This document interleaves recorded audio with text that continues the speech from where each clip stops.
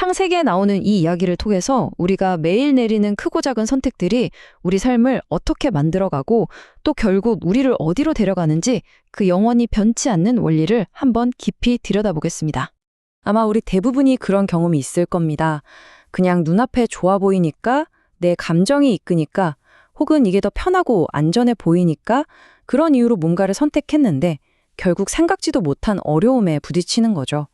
오늘 우리가 살펴볼 롯이라는 인물이 바로 그런 상황에 처했습니다.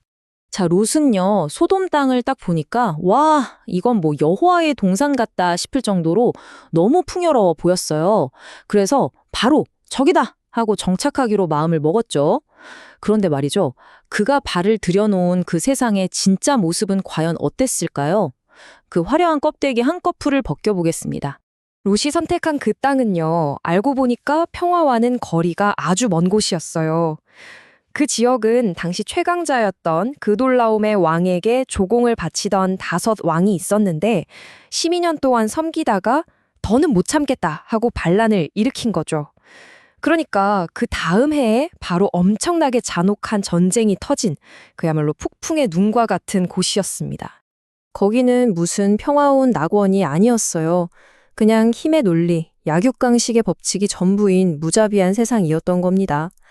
겉보기엔 정말 매력적이었지만 그 속은 하나님의 질서가 아닌 인간의 탐욕과 폭력으로 가득 찬 곳이었죠.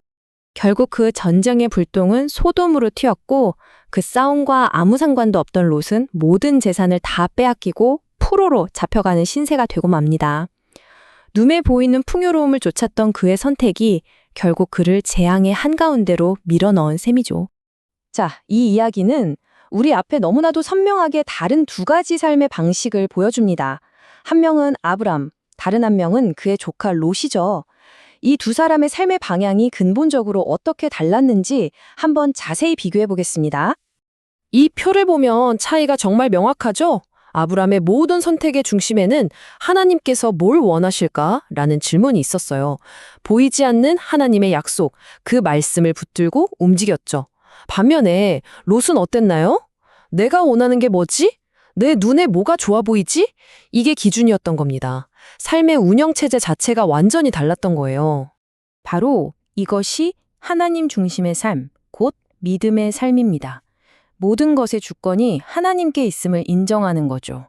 그래서 어렵고 힘든 상황 속에서도 세상의 방법을 찾지 않고 하나님의 말씀을 기준으로 삼는 겁니다. 죄에 대해서는 민감하게 반응하고 고난이 찾아와도 흔들리지 않는 인내의 믿음으로 견뎌내는 것. 이것이 바로 아브람이 걸어갔던 제자의 길이었습니다. 그렇다면 롯처럼 자기 중심적인 길을 계속 따라가면 그 끝은 어떻게 될까요? 성경은 아주 분명하게 경고합니다. 결국 세상에 인질이 되고 만다고 말이죠. 이게 그냥 몸이 어디에 갇히는 그런 차원의 이야기가 아니에요. 이건 영적인 상태를 말하는 겁니다. 세상의 가치관에 너무 깊이 빠져서 뭐가 죄인지조차 분별하지 못하게 되는 거예요. 하나님을 의식하지 않고 자기 힘으로는 도저히 그 죄의 사슬을 끊어낼 수 없는 비참한 상태가 되는 거죠. 인질이 된 사람들은 보통 이렇게 말합니다. 아니 뭐 어떡해요. 세상이 다 이런데요. 다들 이렇게 살잖아요. 바로 이게 자기 합리화예요. 세상의 방식과 타협하는 걸 당연하게 여기면서 하나님 앞에서 자신의 모습을 돌아보지 못하게 되는 겁니다. 성경은 이렇게 하나님의 인도하심을 계속해서 거부하는 사람들에게 정말 무섭고도 준엄한 경고의 메시지를 전합니다. 정말 단호한 메시지죠. 하나님께서 우리에게 계속해서 지혜와 교훈을 주시는데 그걸 계속 무시하고 외면한다면 나중에 정말 도움이 필요해서 하나님을 부르짖어도 응답받지 못하는 때가 올 수 있다는 겁니다. 하나님을 외면한 선택에는 반드시 그에 합당한 결과, 즉 하나님의 공의로운 심판이 따른다는 것을 잊지 말아야 합니다. 여기서 중요한 건 이 모든 결과가 그냥 우연히 일어나는 게 아니라는 사실이에요. 이것은 창조주 하나님을 경외하고 그분의 말씀을 따르기보다 자기 자신의 지식과 판단을 더 신뢰한 선택의 직접적인 열매인 것입니다. 하지만 이 이야기는 이런 경고와 심판으로만 끝나지 않습니다. 우리에게 진정한 안전과 믿음의 승리로 가는 길이 무엇인지 너무나도 선명하게 보여주죠. 바로 아브람의 행동을 통해서 말입니다. 자, 보세요. 아브람은 조카 롯이 잡혀갔다는 소식을 듣자마자 한치의 망설임도 없이 행동에 나섭니다. 자기 집에서 훈련시킨 정예병 318명을 이끌고 그 강력한 왕들을 추격해서 격파해버려요.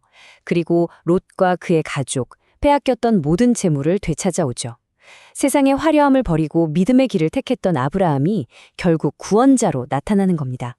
그의 힘은 세상적인 조건이 아니라 오직 하나님과의 관계, 그분을 향한 믿음에서 나왔습니다. 이것이 바로 믿음의 승리입니다. 바로 이것이 이 이야기 전체를 관통하는 핵심 진리입니다. 세상이 말하는 성공, 세상이 주는 안전은 한순간에 사라지는 신기루와 같아요. 진짜 성공과 영원한 생명은 우리를 위해 모든 것을 내어주신 예수 그리스도의 구속의 은혜 안에, 그리고 그 하나님을 신뢰하며 그분의 말씀에 순종하는 삶 속에만 있습니다. 결국 이 오래된 이야기는 오늘을 살아가는 우리 각자에게 아주 실제적인 질문을 던지고 있습니다. 당신의 삶은 지금 무엇을 중심으로 움직이고 있나요? 당신의 다음 선택은 눈에 보이는 소돔의 안락함을 향하고 있습니까? 아니면 보이지 않지만 영원하신 하나님의 신실한 약속을 향하고 있습니까?